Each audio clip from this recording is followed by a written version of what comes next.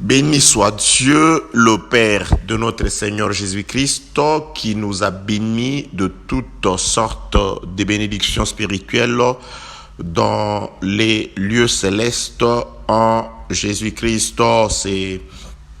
Ça a toujours été une joie pour moi de pouvoir faire mon travail, c'est-à-dire celui de mettre à votre disposition la petite grâce que j'ai reçue du Seigneur. Voilà.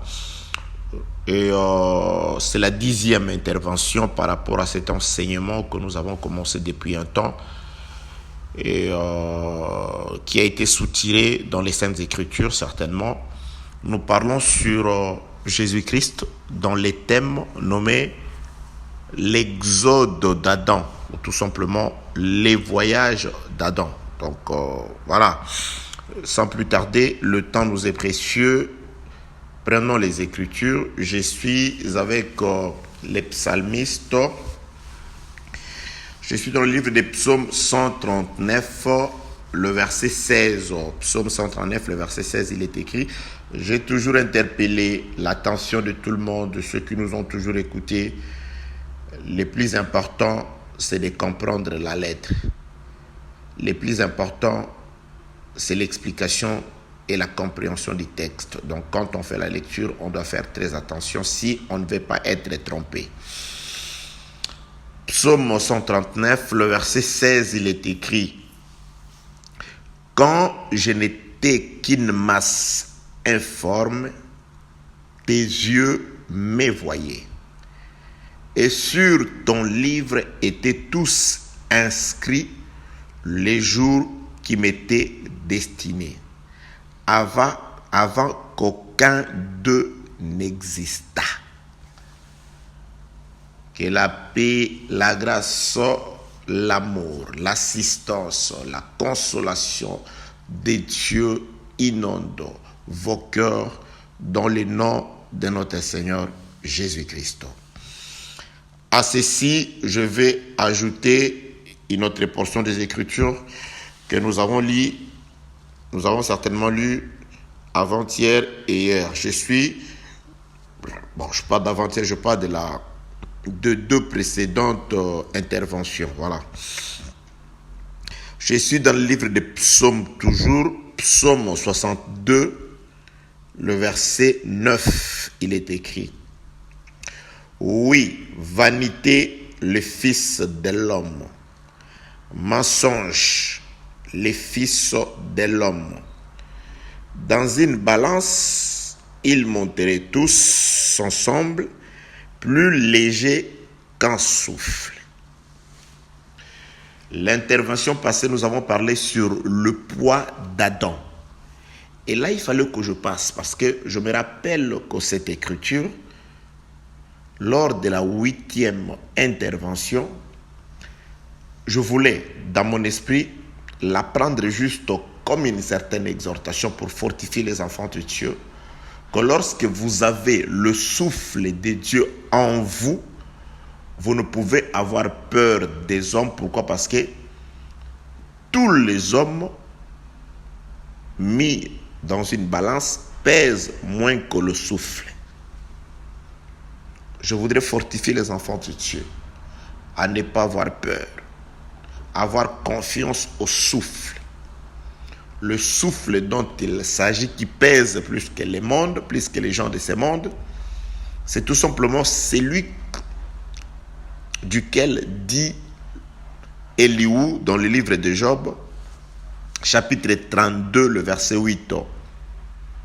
En effet, dans l'homme, c'est l'esprit, c'est le souffle du Tout-Puissant qui donne l'intelligence. Ce souffle qui donne l'intelligence, c'est tout simplement l'enseignement, c'est tout simplement la parole de Dieu.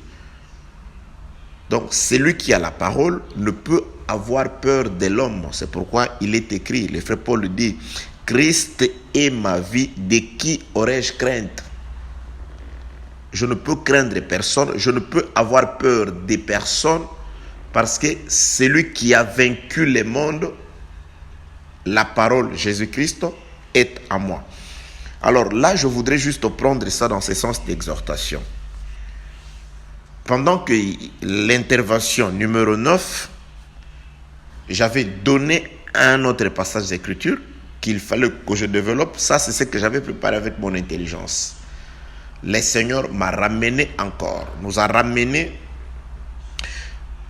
dans ce passage d'écriture de Psaume chapitre 62, le verset 9, sur le poids du souffle. Et là, je voudrais passer, mais je trouve que le Seigneur me ramène toujours dans ces passages d'écriture. Je me rappelle dans ce qui est écrit dans les Actes des Apôtres, chapitre 18, à partir du verset 10. Là où Dieu insiste à ce que le frère Paul reste dans la ville de Corinthe. Il dit, reste dans cette ville. Personne ne mettra la main sur toi, ne te retiens pas, enseigne la parole, car j'ai un grand nombre de gens à gagner dans cette ville. Donc, et Paul resta dans cette ville-là, il était en voyage missionnaire, il est resté dans la ville de Corinthe pendant 1 année et 6 mois. Donc, je voudrais juste prendre cet exemple pour nous dire que je trouve qu'on dirait que Dieu est en train de me dire la même chose concernant le passage des Écritures sur Psaume chapitre 69, 62, le verset 9. Vanité, oui, vanité, les fils de l'homme, mensonge, les fils de l'homme, dans une balance, ils monteraient tous ensemble, plus légers qu'un souffle. Donc là, je voudrais encore exploiter ces passages des Écritures. Je voudrais en rajouter un autre passage des Écritures. Aujourd'hui, je prends le passage de... Quel est ce passage que j'avais préparé aujourd'hui? Voilà, je prends le passage de Matthieu. Je prends le passage de Matthieu. Je m'en vais appeler le frère Matthieu. C'est Matthieu chapitre 25, que le verset que je vais lire pour gagner du temps. J'ai lu le verset, Matthieu chapitre 25, le verset 36. Il est écrit, « J'étais nu et vous m'avez vêtu. J'étais malade et vous m'avez visité. J'étais en prison et vous êtes venus vers moi. » Bien-aimés dans le Seigneur, nous sommes en train de parler sur l'exode, le voyage d'Adam. J'ai toujours dit ceci. C'est un enchaînement, c'est un enseignement. Les choses se suivent, mais nous avons toujours travaillé par la grâce du Saint-Esprit de manière à ce que chaque audio soit un tout. Que chaque audio soit à la fois une portion de l'enseignement, une partie de la prédication concernant l'enseignement dans la totalité, mais que cette partie soit une prédication tout entière. C'est-à-dire que la personne qui ne tombe que sur un seul audio ait une idée sur ce que nous sommes en train de parler en général. Alors là, nous allons lire le passage des Écritures, les textes de base sur lesquels nous avons soutiré notre thème. Je suis dans le livre de la Genèse, chapitre 2e.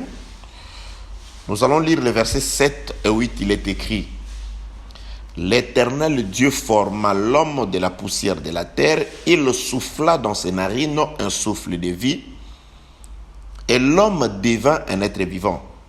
Puis l'Éternel Dieu planta un jardin en Éden du côté de l'Orient et il y mit l'homme qu'il avait formé. » Voilà, bien-aimés dans le Seigneur. Nous parlons sur le voyage d'Adam, sur l'exode, le déplacement d'Adam.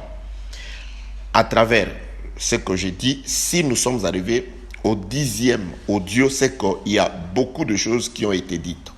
Donc, il nous sera pratiquement impossible de pouvoir tout reprendre, parce que nous avons de nouvelles choses à dire. Je voudrais juste ramener tout le monde dans l'ambiance de ce que nous avons commencé à dire depuis tout ce temps. Voilà, le voyage d'Adam concerne son déplacement. Lorsqu'on parle d'Adam, nous avons compris, toujours dans le livre de la Genèse, chapitre 3e, le verset 19, c'est là où Dieu est en train de parler sur l'origine d'Adam, l'origine de l'homme. Il dit, tu retournes dans la poussière d'où je t'avais tiré. C'est-à-dire, Dieu a remarqué Adam lorsqu'il était encore dans la poussière. C'est-à-dire, Adam, c'était juste une poussière qui vivait dans la poussière, mais Dieu avait reconnu Adam du milieu de la poussière. Pour saisir et soutenir ces raisonnements, nous sommes allés voir comment Dieu avait par la suite intervenu aussi pour faire sortir une autre poussière qui habitait au milieu d'une autre poussière, c'est-à-dire Israël, c'était comme la poussière, une nation qui vivait au milieu, en captivité, au milieu d'une autre nation. Donc Israël était une nation, mais là, il ne l'était pas encore. C'était juste deux peuples qui vivaient en Égypte comme étant des esclaves. Mais Dieu les a vus là-bas. Il a envoyé son serviteur Moïse. Il dit, je t'envoie vers mon peuple d'Israël. C'est-à-dire, Israël sur le territoire égyptien, où il y avait plusieurs personnes, Dieu a eu les yeux sur Israël parce que Israël était dans la tête de Dieu par rapport à la promesse que Dieu avait faite à Abraham. Ta postérité descendra dans une terre étrangère où elle sera soumise. Elle restera captive pendant un temps. Moi-même, je descendrai et je le ferai sortir de là. Israël, c'est l'image de la poussière. Parce que la poussière, c'est de la terre sèche sans eau. C'est ça la définition de la poussière.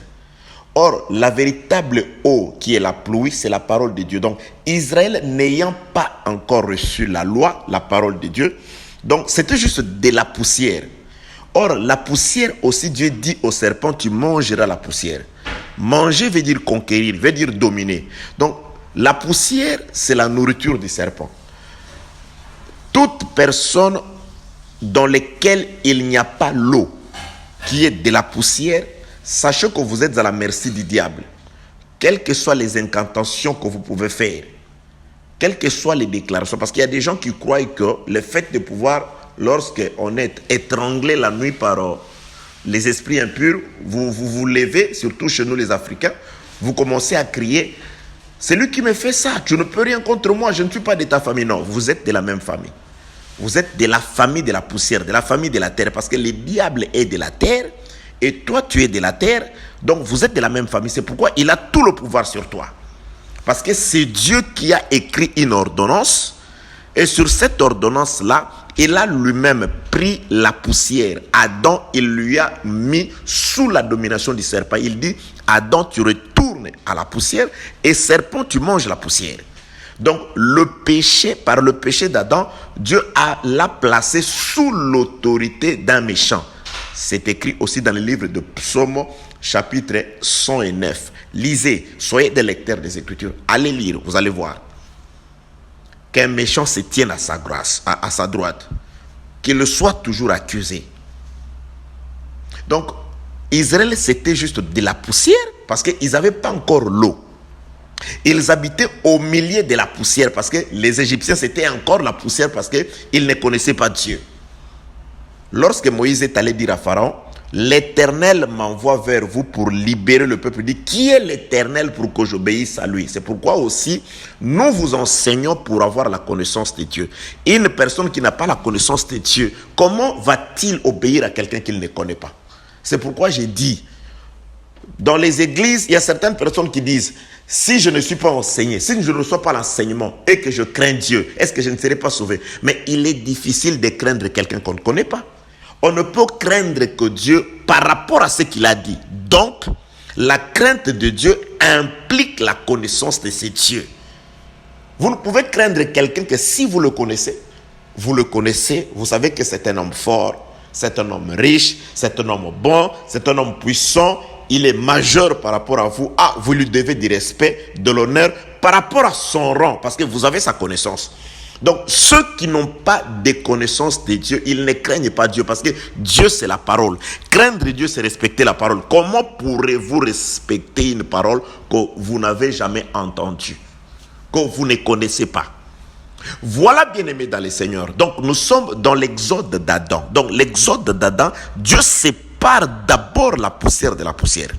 Il regarde Israël qui n'est encore que la poussière, habitant en captivité au milieu d'une autre poussière. C'est pourquoi, je le répète, tout homme charnel est captif de ce qui triomphe de lui, de la corruption, du diable. Tout homme terrestre qui vit selon le monde, le prince de ce monde règne sur toi parce qu'il est le prince de ce monde. Et toi, tu vis selon ce monde. Donc, il est évident. Là, c'est Jésus-Christ qui appelle le diable le prince de ce monde. Alors, si tu aimes le monde, c'est que tu lui appartiens. Il règne sur toi. Comme Jésus le définit comme étant un menteur, le méchant, qui ne vient que pour détruire, pour ruiner, pour égorger. Raison pour laquelle tous les attributs du diable s'accompliront sur toi. Vous savez, chacun fait son travail. Il dit, le diable ne vient que pour détruire, pour ruiner, pour égorger et pour tuer.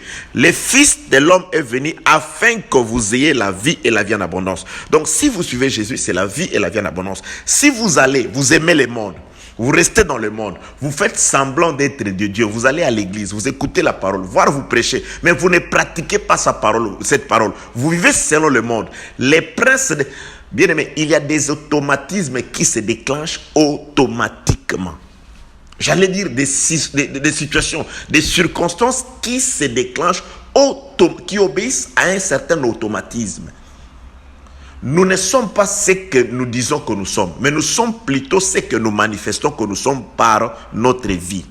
C'est pourquoi une personne consciencieuse, un homme qui a la conscience, il suffit qu'il se rende compte que la voie qu'il suit n'est pas celle de la vérité. Cette personne-là ne se complaint pas à chanter, à danser. Il doit pleurer parce que la Bible déclare que celui qui a de la joie chante des cantiques, que celui qui souffre prie. Pendant la souffrance, réfléchis, rentre, va prier. Seigneur, comment est-ce que je ne suis pas capable de dominer les désirs de la chair? Qu'est-ce qui fait que depuis autant d'années que j'ai cru et que je marche avec toi, je passe devant les gens, mais je ne suis pas capable de passer vraiment devant les gens?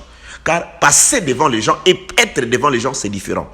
Passer devant les gens, tout homme peut passer devant les gens. Mais être devant les gens, c'est-à-dire un modèle, un exemple, ça c'est ce à quoi Dieu nous a appelés. Que la paix, la grâce et la miséricorde de notre Dieu soient avec vous au nom de notre Seigneur Jésus-Christ. Nous sommes dans l'exode d'Adam, les voyages d'Adam. Dieu commence par séparer la poussière de la poussière. Nous avons illustré ça comme l'acte que Dieu fait lorsqu'il descend en Israël. Il localise son peuple qui est dans la poussière. Là, je suis allé pour nous donner une explication par rapport à ce que nous avons lu dans le livre des Psaumes, chapitre 139, le premier verset que nous avons lu aujourd'hui. Bien-aimés dans le Seigneur, je veux rentrer.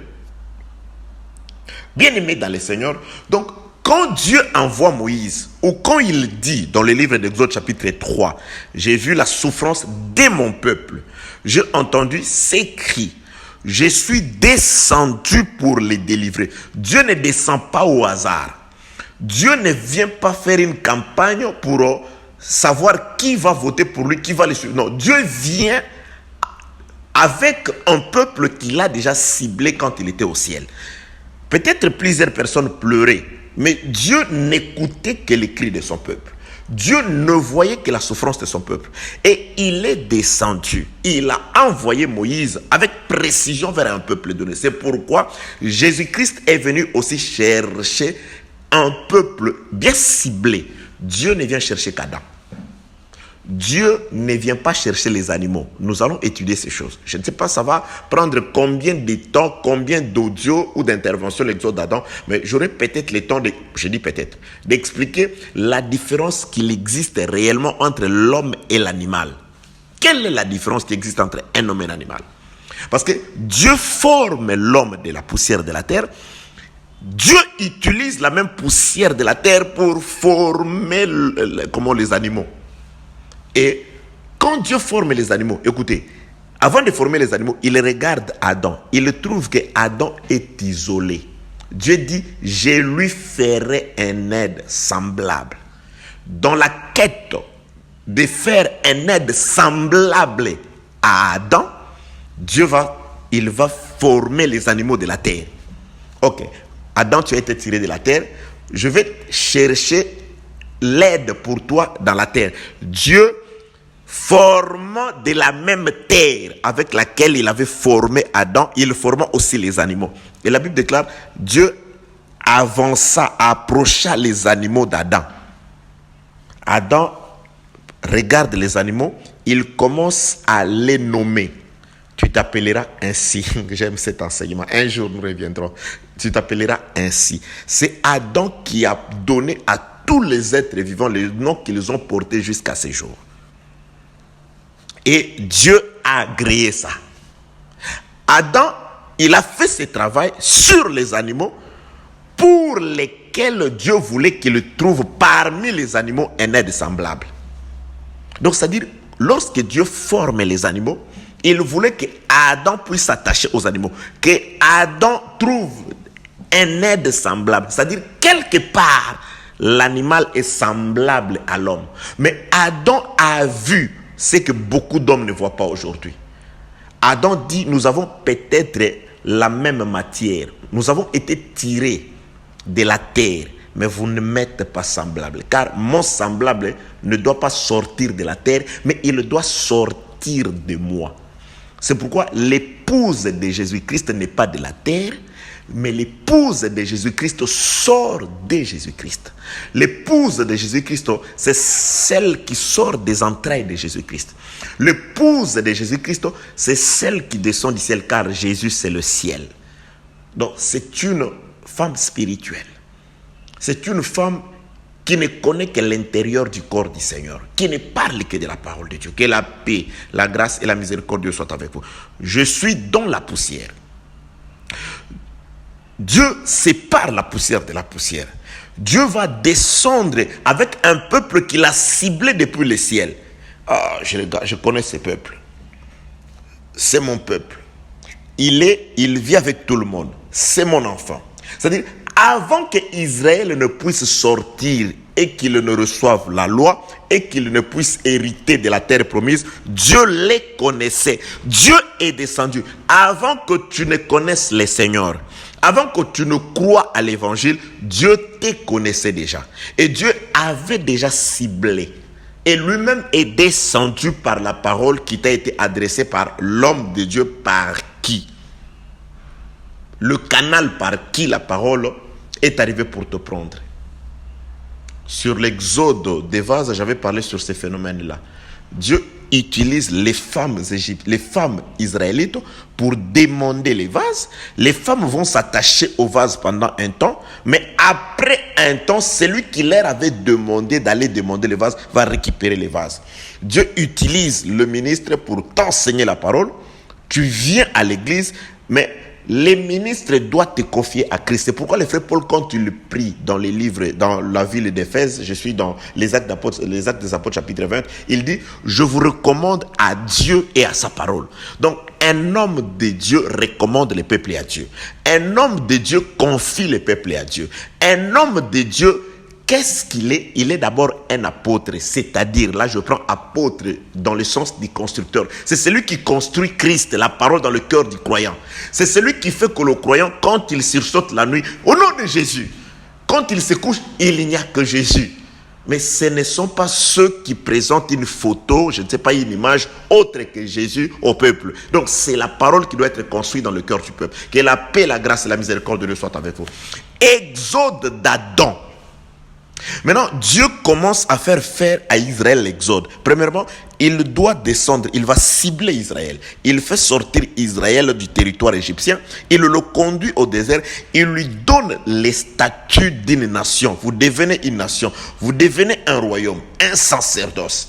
Et après, il leur donne la loi. Lorsqu'Israël reçoit la loi, c'est alors que Dieu peut prendre Israël, qui a reçu la loi, qui a d'abord été séparé d'un peuple barbare, qui est devenu un sanctuaire, c'est-à-dire une nation, un sacerdoce, un royaume, qui a reçu la lumière de Dieu, c'est-à-dire la loi, le souffle de Dieu.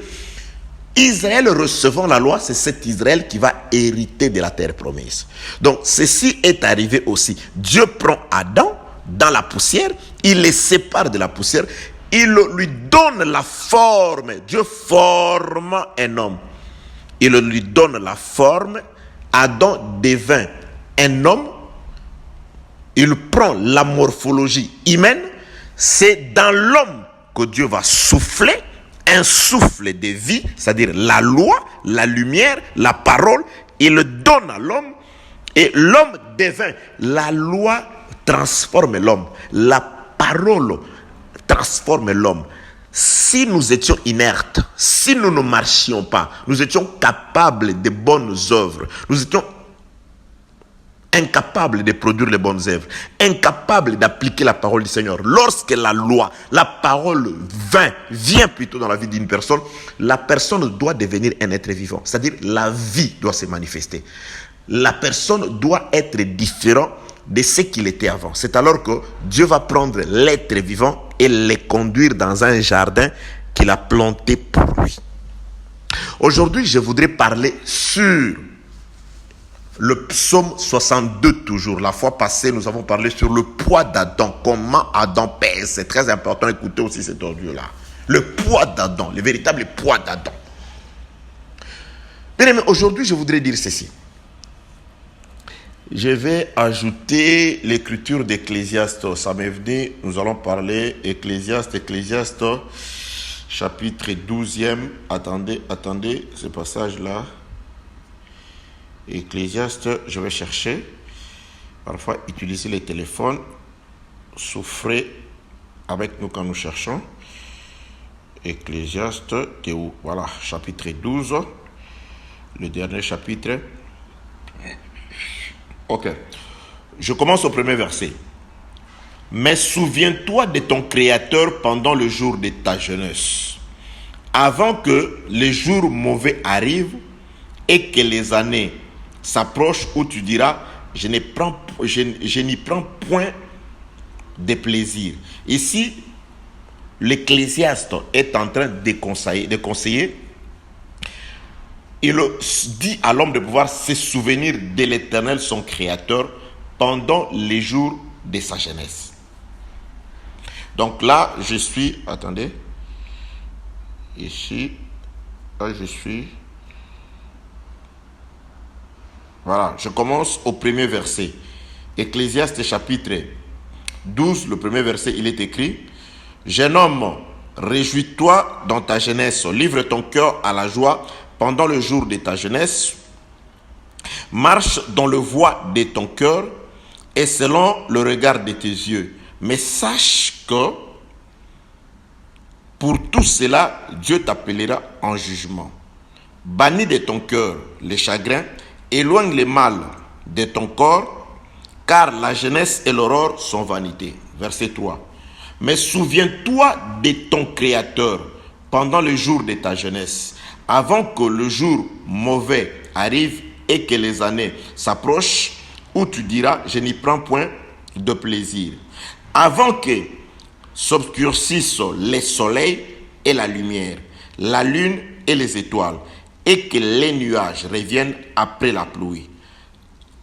Temps où les gardiens de la maison tremblent, où les hommes forts se courbent, où celles qui moulent s'arrêtent parce qu'elles sont diminuées, où ceux qui regardent par la fenêtre sont obscurcis, où les deux battants de la porte se ferment sur la rue, quand s'abaisse le bruit de la meule, où l'on s'élève au chant de l'oiseau, où s'affaiblissent toutes les filles du champ, où l'on redoute ce qui est élevé, et l'un où l'on a des terreurs en chemin, où la mandier fleurit, où la sauterelle devient pesante, et où la capre n'a plus d'effet, car l'homme s'en va vers sa demeure éternelle, et le pleureur parcourt les rues. Je voudrais prendre tout simplement où la sauterelle devient pesante. La sauterelle qui devient pesante. Donc on dit à l'homme de pouvoir, pendant qu'il a encore le temps, de pouvoir craindre Dieu, de marcher par rapport à la parole du Seigneur, car il viendra un temps où la sauterelle deviendra pesante. Ce sera le temps de pleurs. Donc Ça, c'est les temps où l'homme est censé profiter. Pendant que vous êtes encore en vie, pendant que vous avez encore le temps, pendant que vous êtes encore fort, écoutez la parole, appliquez la parole, pratiquez la parole. Parce que ici, le Saint-Esprit, par ses bien-aimés, il dit, il viendra un temps. Je vais juste prendre, il a dit beaucoup de choses. Les temps où les battants des portes vont se fermer, les temps où la sauterelle deviendra pesante.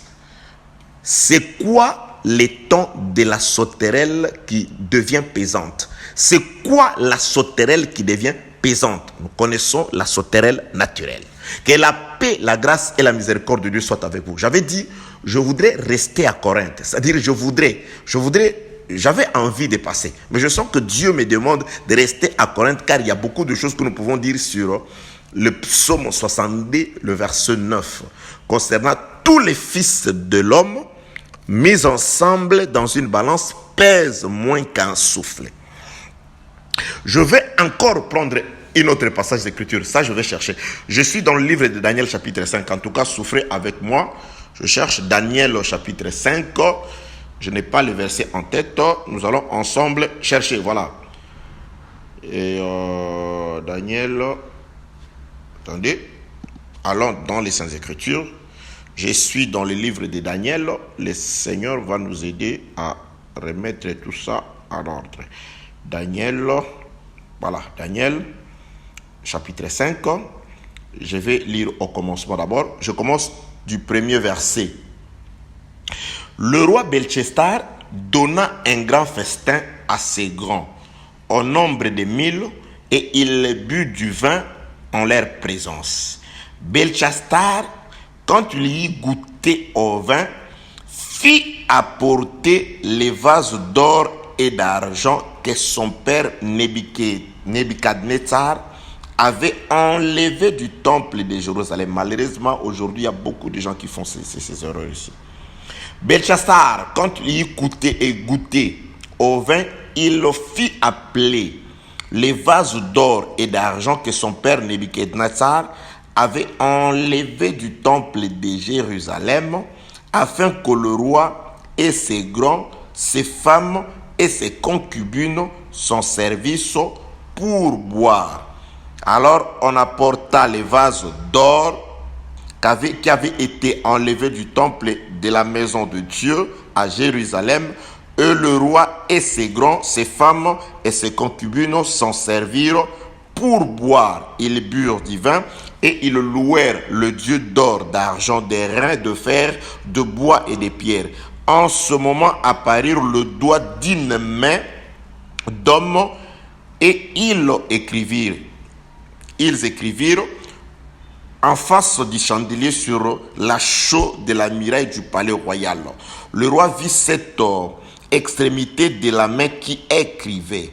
Alors le roi changea de couleur et ses pensées le troublèrent. Les jointures de ses reins se relâchèrent et ses genoux se heurtèrent l'un contre l'autre. Je saute pour gagner du temps. Et voilà. Je prends le verset, je vais aller jusqu'au verset. Je prends le verset 17. Daniel répondit en présence du roi, garde tes dons et accorde à un autre les présents. Je lirai néanmoins l'écriture au roi et je lui en donnerai l'explication. Ô roi, le Dieu suprême avait donné à Nebuchadnezzar ton père l'empire, la grandeur, la gloire, la magnificence. À cause de la grandeur qui lui avait été donnée, tout le peuple, les nations, les hommes de toutes langues étaient dans la crainte et tremblaient devant lui. Le roi faisait mourir ceux qu'il voulait et il laissait la vie à ceux qu'il voulait. Il élevait ceux qu'il voulait, car il abaissait ceux qu'il voulait. Mais lorsque son cœur s'éleva et que son esprit s'endurcit jusqu'à l'arrogance, il fit précipiter de son trône royal et dépouiller de sa gloire. Et il fit chasser du millier des enfants, des hommes. Je saute. Verset 23. Tu t'es élevé contre les seigneurs de cieux. Les vases de la maison ont été apportés devant toi et vous vous en êtes servis pour boire du vin, toi et tes grands, tes femmes, tes concubines, et tu as loué les dieux d'argent, d'or, d'argent, de fer, de bois et de pierres qui ne voient point, qui n'entendent point et qui ne savent rien.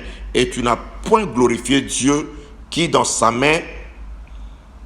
sa main ton souffle et toute te voix. C'est pourquoi il a envoyé cette extrémité de main qui a tracé cette écriture. Voici l'écriture qui a été tracée.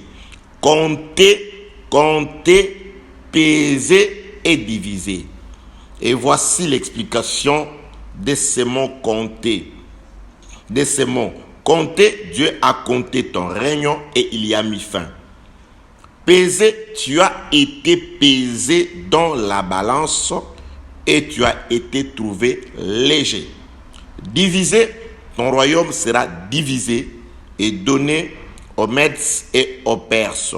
Aussitôt Belchestar, et cette même nuit, le verset 30, Belchassar, roi des Chaldéens, fit tuer. Paix, grâce, miséricorde de Dieu sur vous. Donc nous avons fait beaucoup de lectures et peut-être que nous allons encore en faire, car je sens que Dieu il va nous dire beaucoup de choses sur Psaume chapitre 62, le verset 9. Bien-aimés dans le Seigneur, nous parlons sur l'exode d'Adam. Adam, nous l'avons comparé à Israël, nous l'avons aussi comparé à nous. Lorsque nous étions encore dans le monde, avant même que nous soyons nés, le frère Paul parle du ventre de sa maman. Dieu dit à Ésaïe, je t'ai connu avant que tu ne me connaisses. C'est-à-dire, avant que nous ne soyons formés, Dieu nous connaissait déjà.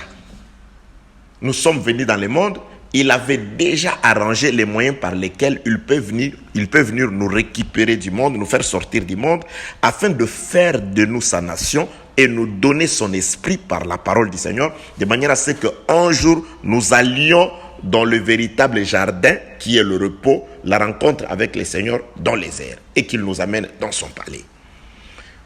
Il a aussi ciblé Israël. Israël vivait déjà dans la poussière. Dieu connaissait Israël. Dieu est descendu pour chercher un peuple qu'il connaissait déjà. Il est venu chercher Israël. Il a fait sortir Israël. Il lui a donné le statut d'une nation, d'un royaume. Il a donné la loi et il a pris Israël. Il l'a conduit comme Adam aussi dans le jardin d'Éden qui était le pays de Canaan. Et maintenant, je voudrais parler d'autre chose. Je veux relire les passages d'Écriture, le premier passage d'Écriture que nous avons lu aujourd'hui. Je suis dans le livre de Psaume 139. Je suis dans le livre de Psaume 139, le verset 23, il est écrit. Psaume, je cherche, c'est difficile toujours. Psaume 139, le verset 16, il est écrit. Quand je n'étais qu'une masse informe. Donc, c'est-à-dire, là, remplaçons ça d'abord par Adam. Lorsque Adam n'avait pas encore été formé, il était dans la poussière. Donc, Adam, une masse informe, parce que c'est Dieu qui, plus tard, après avoir séparé la poussière de la poussière, c'est Dieu qui va donner une forme à la poussière. Donc, quand Adam était encore dans la poussière, c'est pour confirmer que quand Israël était encore sur le territoire égyptien, éparpillé, dans la mêlée, dans la poussière, Dieu les connaissait. C'est ce que le psalmiste confirme. Quand je n'étais qu'une masse informe, tes yeux me voyaient. Dieu dit, je vis la souffrance de mon peuple. Donc, il voyait Israël. Il n'était qu'une poussière parce qu'ils n'avaient pas encore la loi de Dieu. Ils ne connaissaient pas encore Dieu. Donc, mais Dieu le voyait. Il dit, je vis la souffrance. Donc, Adam, dans la poussière, Dieu ne voyait pas toute la terre, mais il voyait juste cette portion de la poussière qu'il avait séparée de la poussière. Dieu connaissait Adam pendant qu'il était dans la poussière. Dieu nous connaissait pendant que nous étions dans le monde. Pendant que nous nous appliquions à des actes qui étaient contraires à la parole du Seigneur, Dieu nous connaissait déjà. Et je peux même vous rassurer qu'il nous protégeait parce qu'il avait un plan pour nous. Il ne pouvait pas permettre que la mort nous surprenne avant que nous puissions rencontrer la parole et que la parole nous conduise là où il veut que nous soyons, là où il veut que nous allions. Donc, Psaume 139, verset 16 confirme. Quand je n'étais qu'une masse informe, tes yeux me voyaient. Et sur ton livre était tout écrit le jour qui m'était destiné avant qu'aucun dé n'exista. Je prends l'exemple d'Israël. Donc, quand Dieu descend pour prendre Israël, Dieu avait déjà écrit tout le parcours d'Israël. Il savait que je vous prendrai, je vous ferai sortir. Mais avant de sortir, il a déjà dit à Moïse, Pharaon ne vous laissera pas partir. C'est-à-dire Dieu avait déjà un plan. Pharaon ne vous laissera pas partir. Par lui, je le rendrai incrédule afin que je multiplie mes œuvres, afin que je multiplie mes exploits et que le monde sache que je suis Dieu. Donc, il a prévu toutes ces choses. Le frère Paul dit, il a rendu Pharaon incrédule afin de pouvoir manifester sa gloire. Donc Dieu avait déjà tracé, il savait que je ferais sortir ce peuple. Quand est-ce que vous entrerez? Il dit, quand je vous fais sortir de l'autre côté, j'attends que le péché des Amoréens, de ceux qui habitent le pays où vous allez, puisse atteindre le comble. Lorsque leur péché atteindra le comble, je le chasserai et vous allez le remplacer. Même pendant qu'ils erraient dans le désert pendant 40 ans. Donc pendant 40 ans, Dieu savait, il avait un objectif. Le premier objectif, c'était, il y a une race de gens qui sont sortis de l'Égypte et qui avaient l'âge au-dessus de 20 ans devaient mourir. Et de l'autre côté là-bas, le péché des Amoréens aussi, des habitants de Canaan, devait atteindre les combles afin que Dieu avait tout préparé. Il savait ce qui arriverait. Je vous ferai sortir, l'agneau mourra, vous sortirez, je citerai Pharaon et son armée à vous poursuivre et j'ouvrirai l'eau, vous entrerez. Car il a dit, je clatterai ma gloire. Vous passerez, ils ne passeront pas, ils seront anéantis. Dieu avait tout prévu. Il a tout prévu, bien-aimé dans les Seigneurs. Notre Dieu ne peut pas être surpris. Donc, c'est-à-dire, il avait écrit tout dans les livres de sa tête, dans les livres de son cœur. Il avait tout. Pendant qu'Israël vivait, il avait déjà dit à Abraham, voilà ce qui arrivera. Je donne à ta postérité ces territoires de Canaan. Mais avant qu'ils ne puissent posséder Canaan, ils descendront dans un pays, ils y seront captifs pendant autant d'années. Je descendrai, je les délivrerai, ils sortiront avec beaucoup de richesses et ils rentreront, ils viendront ici. Donc ça, Dieu avait déjà écrit avant que cela n'arrive. Et quand Israël souffrait, Dieu le voyait. Même Adam, quand il était dans la poussière, Dieu voyait Adam déjà. C'est-à-dire tout ce que Dieu fait, il est en train de pouvoir accomplir son plan. Il est en train d'accomplir ce qu'il avait prévu lui-même. Il fait sortir Adam de la poussière. Il n'est pas en train de taper au hasard. Il sait quelle est la poussière qu'il va récupérer. Il récupère la poussière Adam. Il donne une forme. Ah voilà. Adam n'était qu'une masse informe. Maintenant, Dieu lui donne une forme. Quand il donne une forme à Adam, Dieu a dans la tête de souffler. Et quand il souffle dans Adam, Dieu va planter un jardin. Il prend Adam, il le conduit là-bas. C'est-à-dire, tout ce que Dieu fait, il l'avait déjà dans sa tête. Nous avons parlé d'Israël, nous avons parlé d'Adam, nous avons parlé de nous, l'humanité. Maintenant, parlons de Jésus-Christ lui-même. Prenons l'écriture des Psaume 139, verset 16, comme étant il s'agit de notre Seigneur. Jésus-Christ de Nazareth. Prenons Jésus-Christ qui dit, parce que ici c'est l'auteur qui dit, quand je n'étais qu'une masse informe, tes yeux me voyaient. Donc, quand Jésus-Christ n'était qu'une masse informe, quand est-ce que le Seigneur a été une masse informe? Jésus-Christ a été une masse informe pendant tous les temps de la loi. Il n'avait pas sa vraie forme. Parce que Jésus-Christ, dans la loi, avait la forme soit d'un agneau. Vous allez prendre un agneau le 14e jour. Cet agneau-là était une des formes de Jésus-Christ. Le frère Paul dit, il buvait à un rocher qui le suivait et ce rocher était Christ. Donc, les rochers, c'était aussi Jésus-Christ.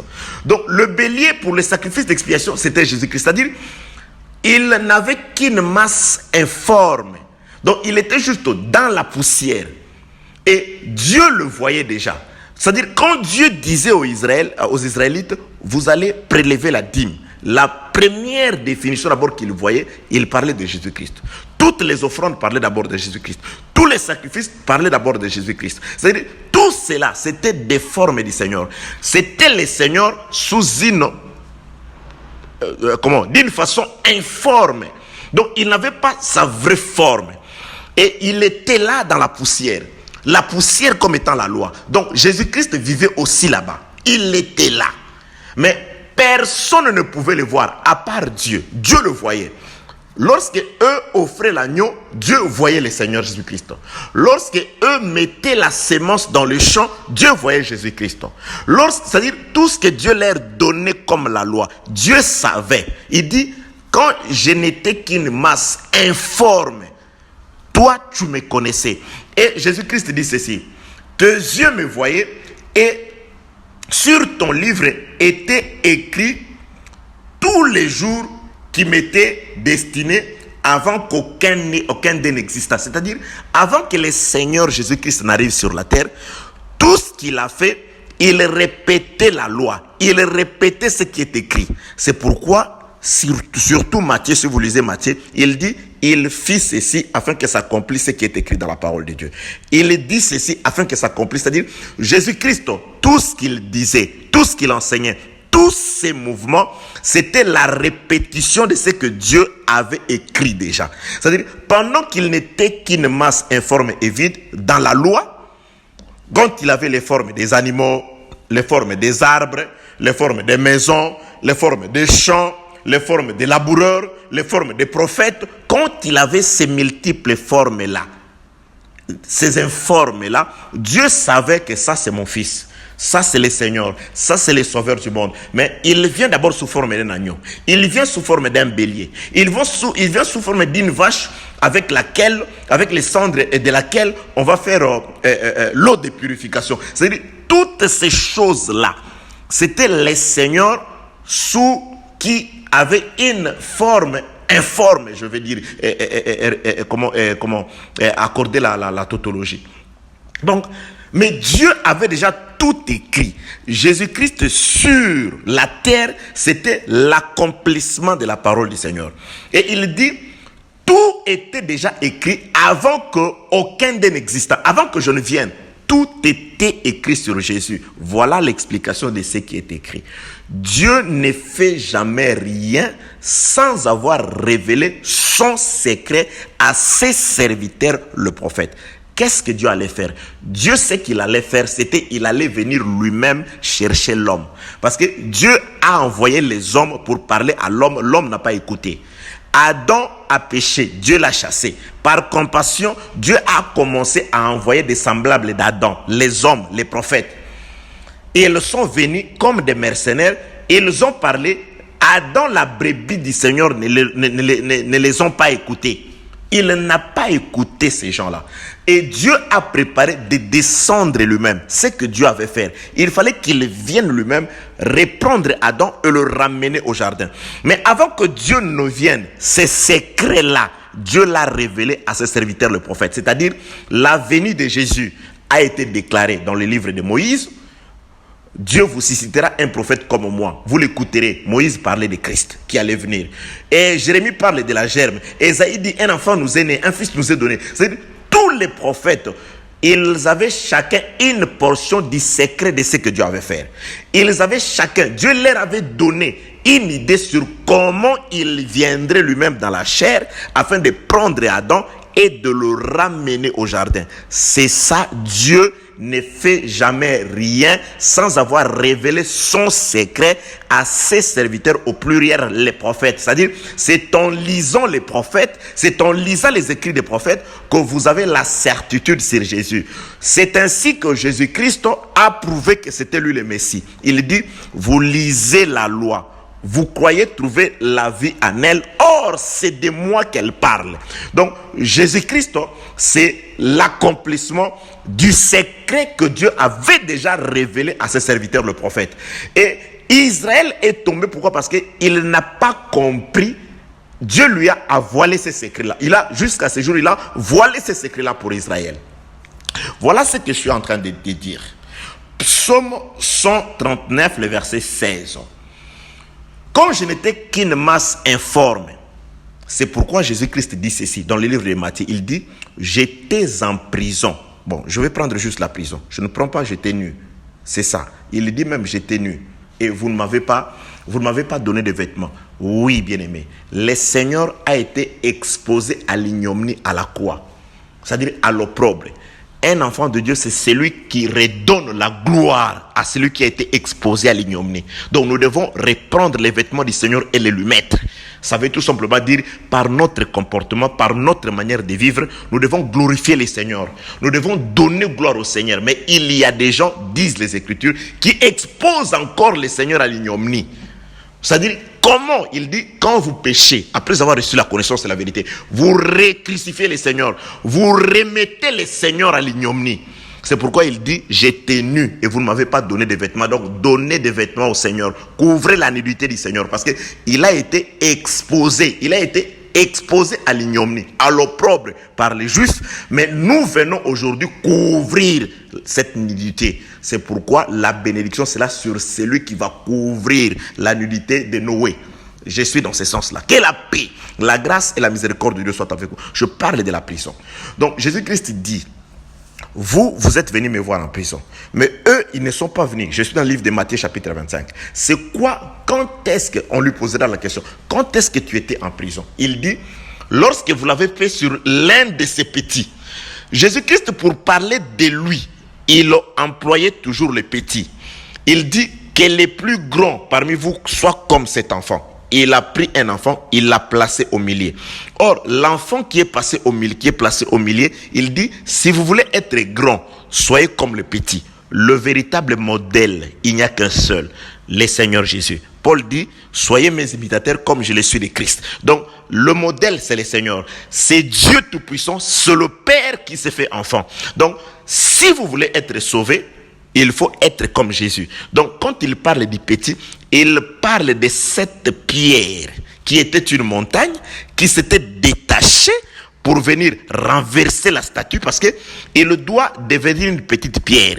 Lorsqu'il renverse la statue, c'est alors qu'il commence la conquête de remplir la terre petit à petit, jusqu'à ce que la montagne qui était autrefois restée puisse occuper toute la terre. Donc c'est le Dieu Tout-Puissant qui a revêtu la chair, le Dieu grand qui est devenu un petit, afin de pouvoir anéantir les forces des ténèbres, et la prédication petit à petit, il va occuper la terre jusqu'aux extrémités de la terre. Que la paix, la grâce et la miséricorde de Dieu soient avec vous.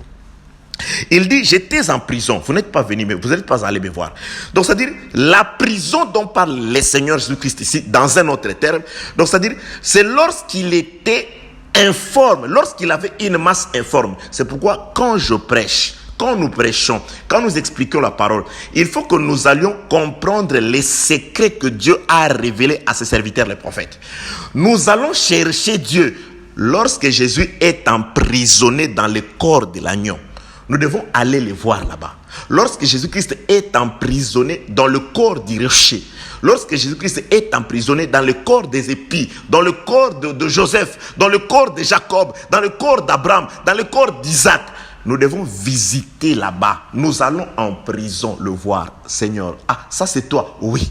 Donc nous devons aller. Parce que les Écritures, lorsque Paul dit toute Écriture est inspirée de Dieu, il parlait de l'ancienne alliance. Parce que eux, ils prêchaient par rapport à l'ancienne alliance, par rapport à la loi. Ils expliquaient la loi. Donc, il y a de l'inspiration dans la loi. Il y a de l'inspiration dans la lettre. Là, Jésus est là. Mais il est une masse informe. C'est pourquoi tout homme averti doit aller en prison. Comme Pharaon. J'aime Pharaon. J'ai toujours enseigné ceci. Celui qui a sauvé l'Égypte, ce n'était pas d'abord Joseph, mais c'était Pharaon. Parce que Pharaon a compris que la famine viendra avant même que Dieu ne lui donne les songes. Qu'est-ce qu'il a fait? Il a pris un homme. Il l'a envoyé en prison. Vous allez dire deux hommes. Non, c'était le panetier, c'est-à-dire celui qui sert le pain et les chansons, c'est-à-dire le pain et les vins font un homme. Le pain, c'est la chair. Le vin, c'est le sang. Celui qui mangera ma chair. Là, il donne le pain. Celui qui boira de mon sang. Là, il présente les vins. Donc, Pharaon a pris un homme.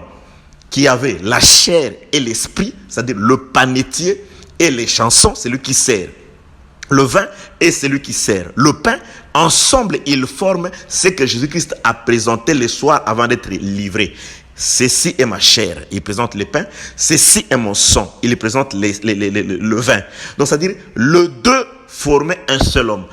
Pharaon révélé, il va les envoyer en prison. Ah voilà, Égypte a été, c'est là où commence le salut de l'Égypte. Pharaon prend un homme, c'est-à-dire deux hommes, un homme ensemble. Il envoie les chansons et les panetiers, le vin et le pain, ensemble, il les envoie en prison. Lorsqu'ils descendent en prison, ils vont côtoyer la prison là-bas. C'est là où, lorsqu'ils doivent revenir, bien aimé, c'est la chair et le sang qui sont morts. Mais aujourd'hui, dans l'église, le Seigneur n'est plus charnel. C'est pourquoi on n'a pas besoin d'un Jésus charnel. La chair a été détruite. Le Seigneur n'est plus charnel. Mais aujourd'hui, nous avons besoin du vin. L'église a besoin du sang. Quand on parle du sang, on parle de l'esprit, on parle de la vie. Or, l'esprit, c'est la parole. Nous sommes le centenier romain. Le centenier romain n'a pas besoin de Jésus dans la chair. Le centenier romain dit une parole et mon serviteur sera guéri. Donc, c'est-à-dire, le serviteur du centenier, sa guérison, parce que c'est un Romain, c'est un païen. Sa guérison, ce n'est pas Jésus qui doit encore revenir dans la chair, mais Jésus doit envoyer la parole. Donc, c'est la parole qui guérit le serviteur du centenier romain. Je ne suis pas digne que tu viennes, toi les panetiers et les chansons à la fois. Laisse les panetiers mourir en prison. Les chansons, viens. Les vins, viens. Le Saint-Esprit par la parole. Donc aujourd'hui, c'est le Seigneur. Écoutez ce que l'Esprit dit aux églises. Ça, c'est le temps de l'Esprit. C'est le temps de l'enseignement par l'Esprit. Que la paix, la grâce et la miséricorde de Dieu soient avec vous. Donc, Pharaon a envoyé un homme, le pain et le vin en prison.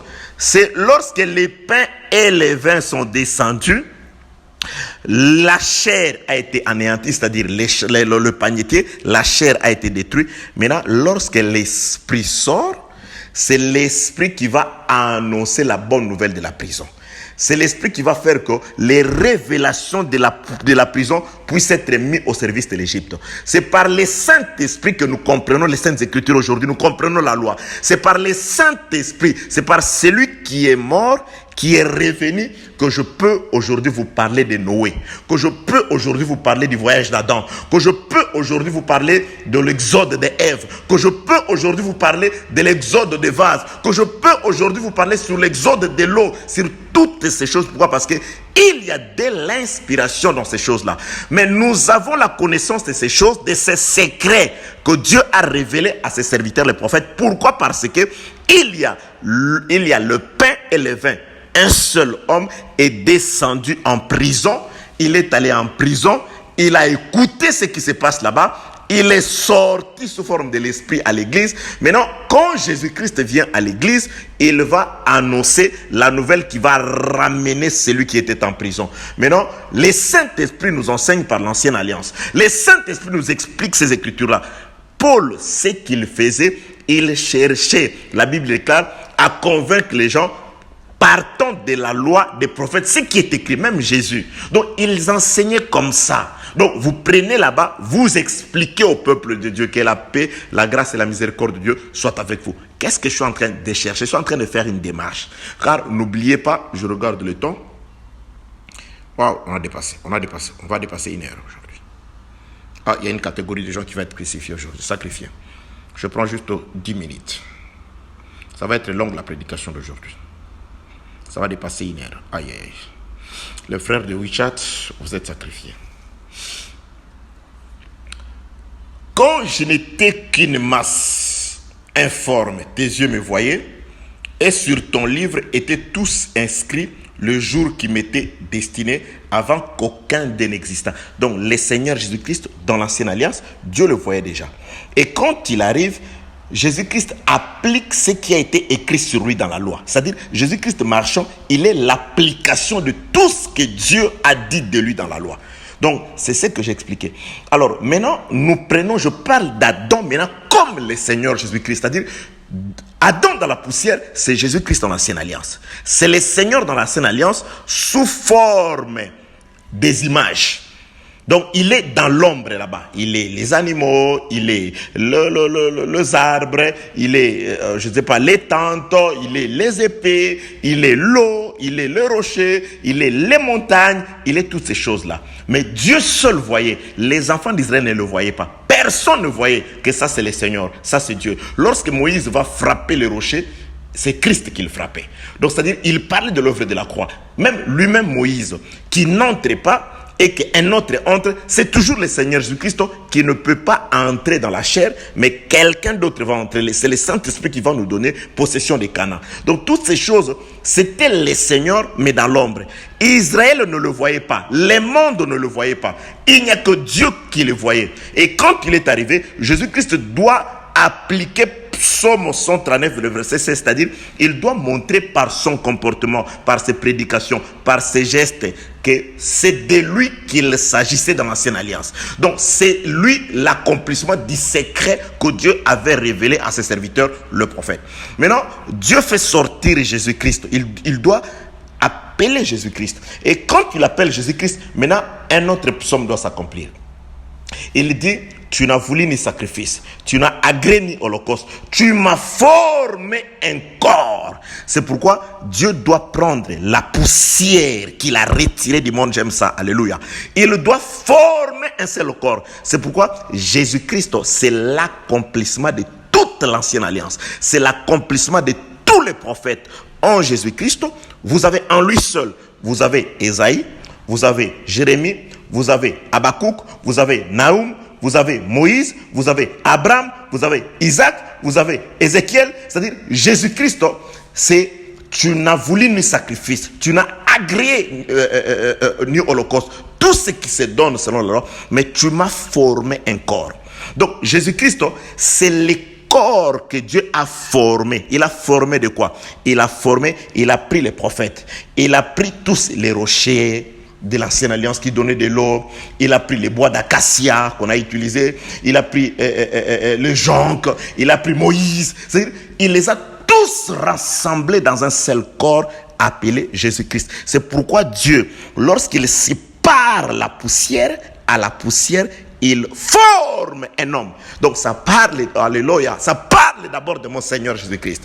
Et maintenant, lorsque le Seigneur Jésus-Christ est formé, alors là tu m'attends, tu dis, est-ce que Dieu a soufflé dans Jésus? Mais oui, Dieu doit mettre de l'huile sur la tête de Jésus.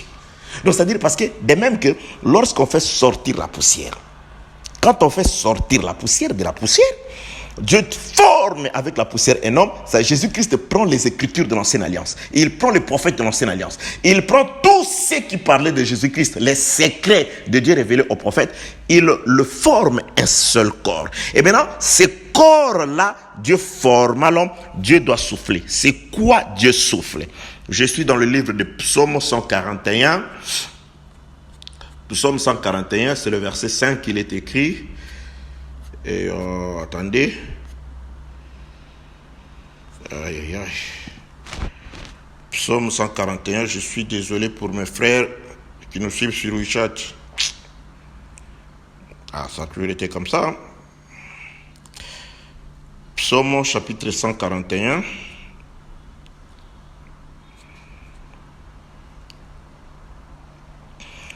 Le verset 5, il est écrit.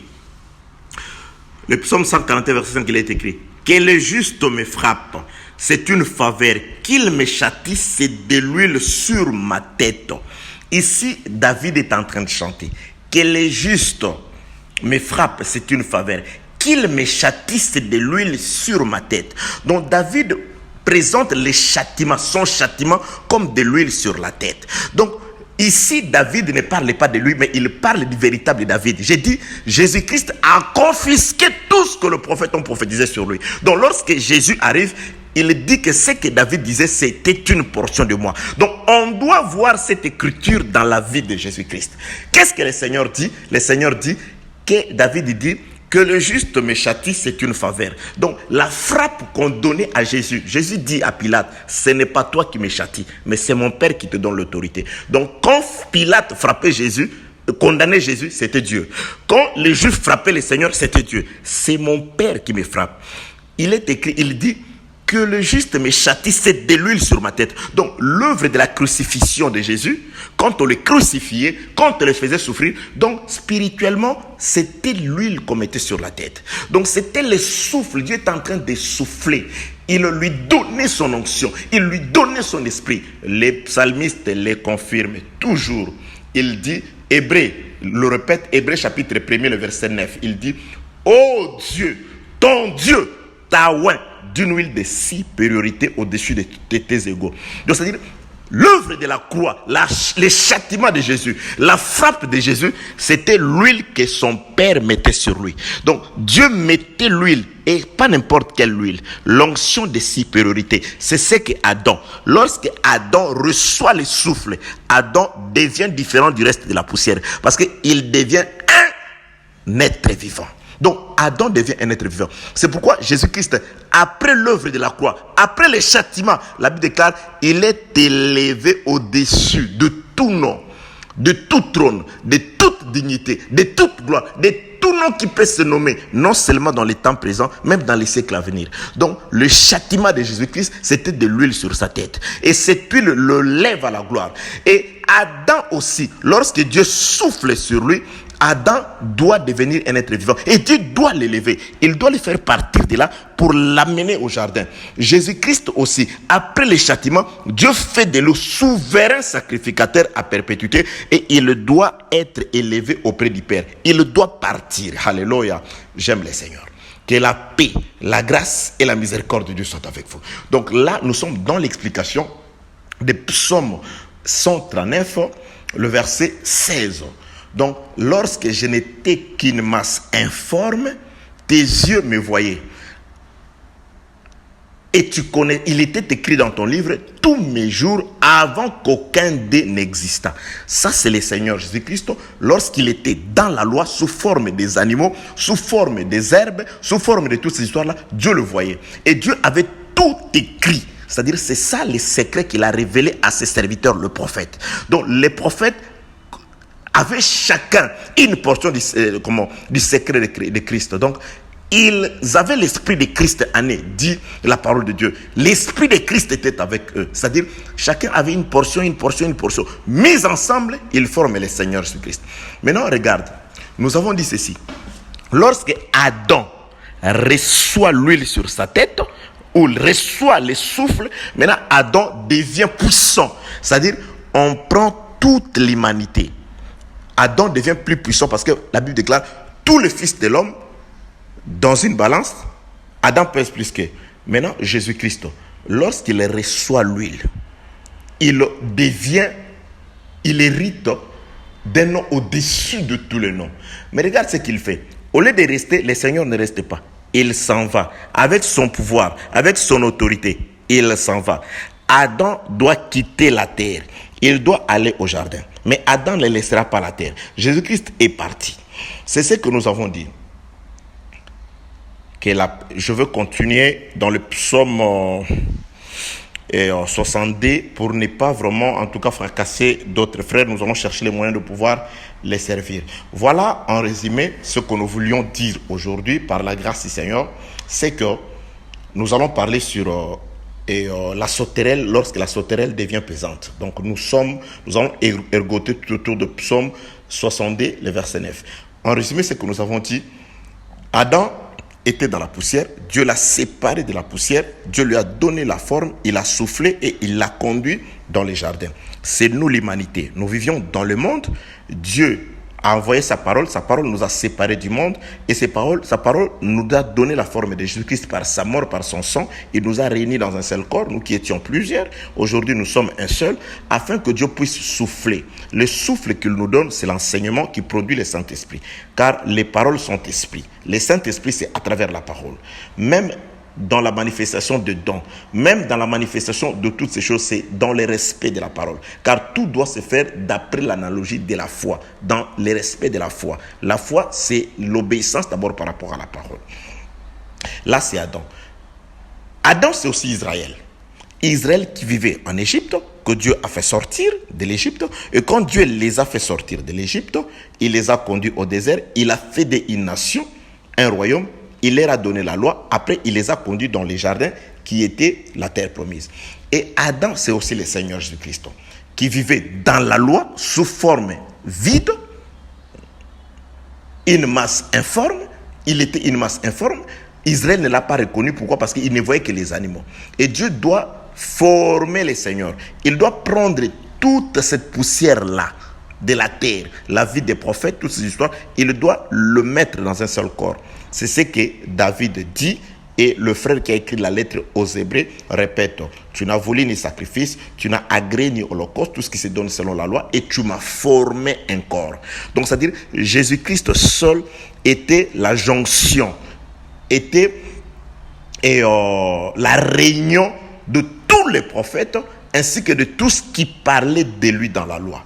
Donc il était le rocher lui-même, il était la brebis, il était l'agneau, il était le bélier, il était la vache, le taureau expiatoire, il était le tabernacle, il était lui-même Jésus-Christ à la chair, il était lui-même le chandelier, il était l'autel des holocaustes, il est le pain des propositions, il est l'arche de la loi, il est les rideaux du temple, il est, parce que la Bible déclare, il a traversé dans un tabernacle céleste qui est son propre corps. Donc le tabernacle, c'est le corps du Seigneur. C'est ce que dit comment le frère qui a écrit la lettre aux Hébreux. Donc Dieu lui a formé un corps. Ensuite, de même que Dieu a soufflé dans Adam, Dieu devait aussi souffler dans le corps de Jésus. L'esprit que Dieu donne à Jésus, c'est ça l'œuvre de la croix, d'après Psaume 141, verset 5. Que les justes me frappent, c'est une grâce qu'ils me châtissent de l'huile sur ma tête. Donc, le châtiment de la croix, par Dieu qui châtie son propre fils, c'est ça la grâce, c'est ça la faveur, c'est ça l'huile. Et Hébreu dit, l'huile de supériorité au-dessus. Hébreu chapitre 1, verset 9, c'était l'huile de supériorité au-dessus de ses égaux. C'est pourquoi il a, par sa mort, hérité d'un nom au-dessus de tout nom, à tel enseigne qu'à ce jour, dans le nom de Jésus, tout genou fléchit au nom de Jésus-Christ. Je m'en vais aussi prier pour toi qui as des problèmes. Dans le nom de Jésus-Christ, laisse que la solution soit ton partage. Que le Seigneur t'accorde la paix. Que la paix de Dieu qui dépasse toute intelligence puisse garder ton cœur dans le nom puissant de notre Seigneur Jésus-Christ. Paix, grâce, miséricorde, amour divin sur nous, sur vous tous, au nom de Jésus-Christ.